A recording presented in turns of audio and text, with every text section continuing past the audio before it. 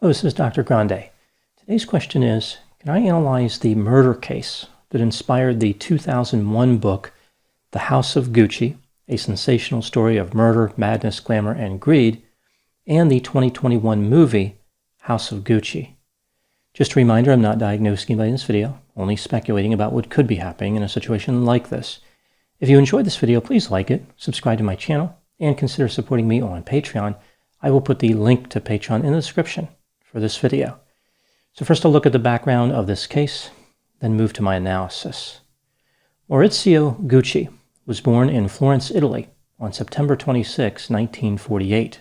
His parents were both actors. His grandfather was Guccio Gucci, the founder of the Gucci fashion house, essentially a company that sells overpriced clothing and accessories.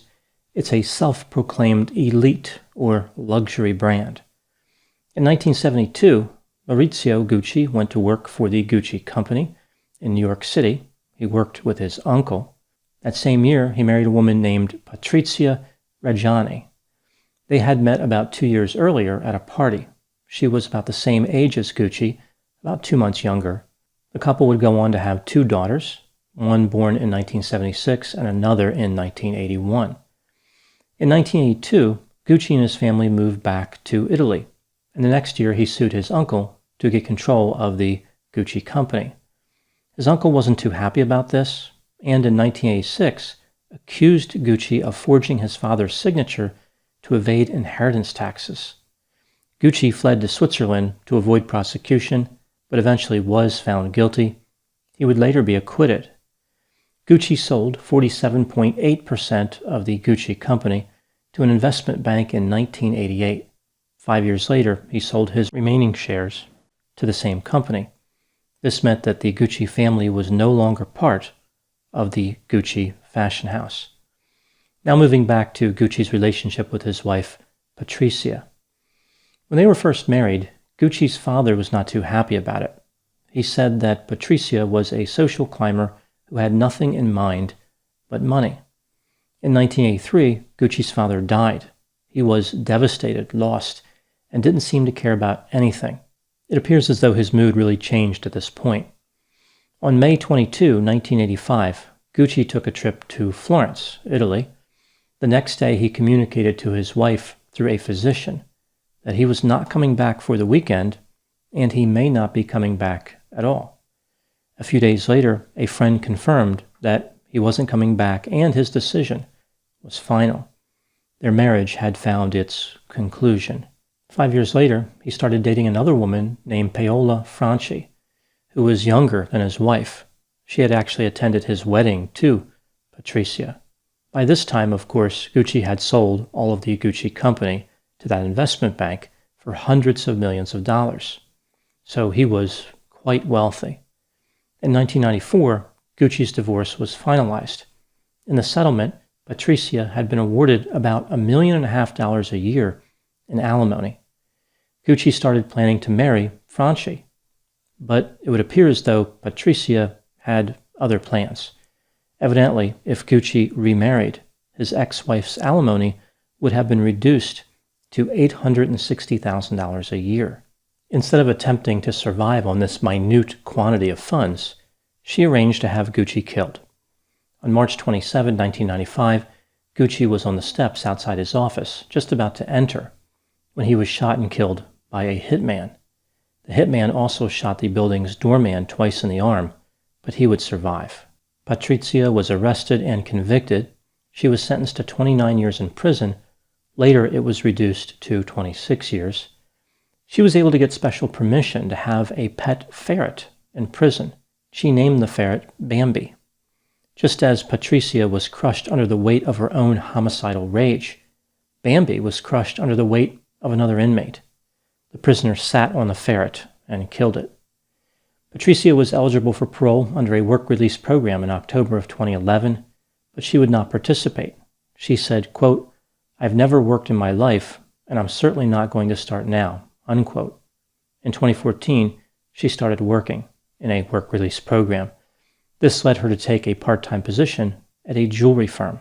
She was released from prison in October of 2016 after serving only 18 years. Now moving to my analysis.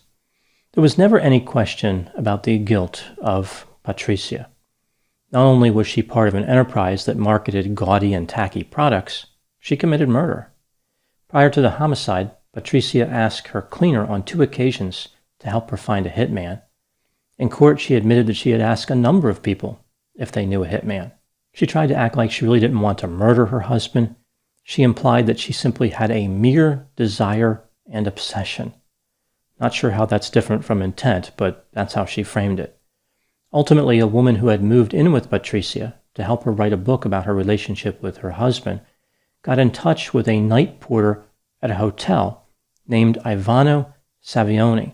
He contacted another man. This man hired the killer. So this was a large, clunky conspiracy. As I mentioned, the murder occurred on March 27, 1995. The police received an anonymous phone call on January 8, 1997, and started investigating Ivano. He was now trying to find another hitman, this time to threaten or murder Patricia. Apparently, she did not pay him all the money that he was due. Ivano did not find a hitman, but he did find an undercover police officer pretending to be a hitman. I guess the analogy would be that he was looking for a Gucci product and found a cheap knockoff. This led to everybody involved in the conspiracy being arrested. Ultimately, they would all be convicted. In addition to other evidence used to convict Patricia, she had made an entry in her diary for March 27 that the police found to be suspicious. It was the Greek word for paradise. Instead, she should have entered, "I definitely didn't have anybody murdered today." Patricia sort of maintained her innocence even after being convicted. She said, quote, "I don't think of myself as innocent. I think of myself as not guilty. But in the not guilty, I have to admit I have made too many mistakes," unquote. As far as her motive for the murder, envy and greed probably played a part. In a voice message she left for her husband, she said, quote, "You've reached the extreme limit of making yourself despised by your daughters, who no longer want to see you to forget the trauma. You are a deformed outgrowth.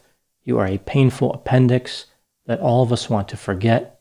For you, hell is yet to come," unquote. I think the reality of this case is that Patricia lost a lot when Gucci left her. Before returning to Italy, the couple had a good life in New York City.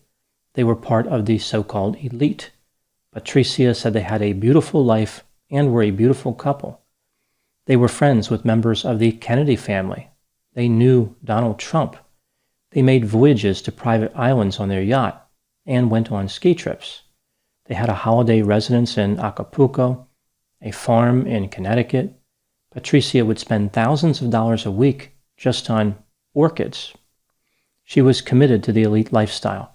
She was royalty and deserved only the best. Everything changed when Gucci's father died. He inherited his father's 50% ownership of Gucci, along with a lot of responsibility. Lawsuits would follow, as would Gucci's mismanagement of the company. He didn't know how to run a fashion house and was losing millions of dollars before he eventually sold his shares. Patricia was angry at Gucci for losing the company.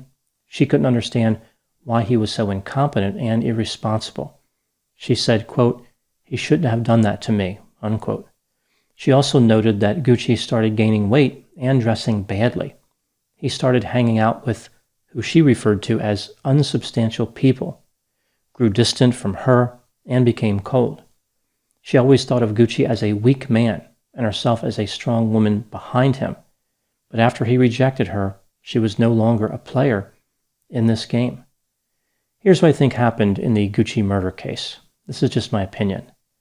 This couple was accustomed to the lifestyle that I talked about.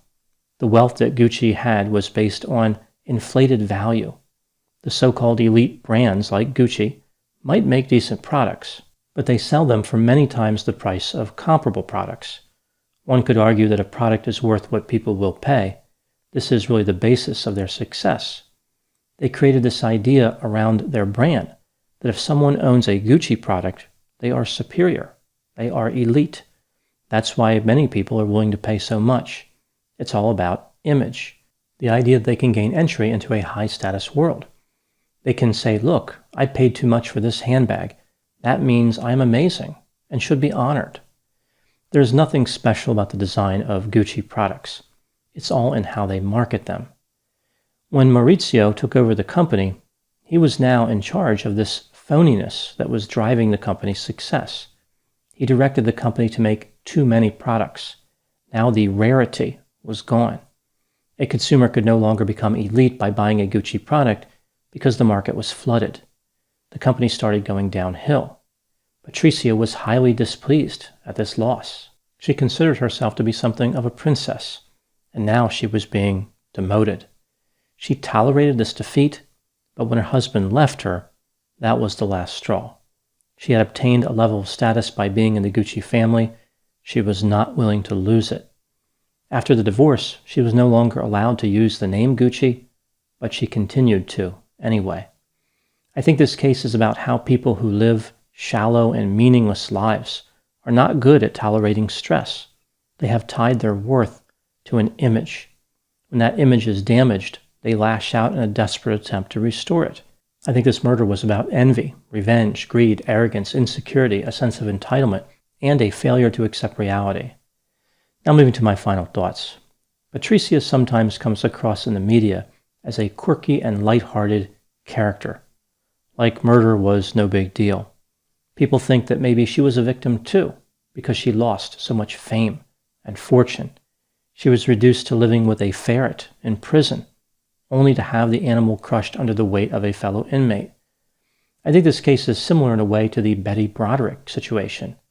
In both cases, a wife was rejected, the husband found a younger love interest, the wife was awarded a settlement and a divorce, which caused her lifestyle to take a hit. Neither perpetrator apologized for their crimes. Both had been voluntarily defined by murder. It is a badge of honor to them.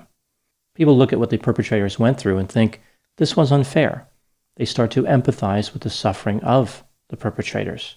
All the glamour surrounding the Gucci case specifically can make it easy for someone to forget that Patricia arranged for a man to kill her husband. The hitman shot her husband 3 times in the body. When he fell to the ground, he shot him 1 more time in the head. This was a serious business. In the fake plastic world these people lived in, they would find out that feelings of betrayal and revenge can be very real.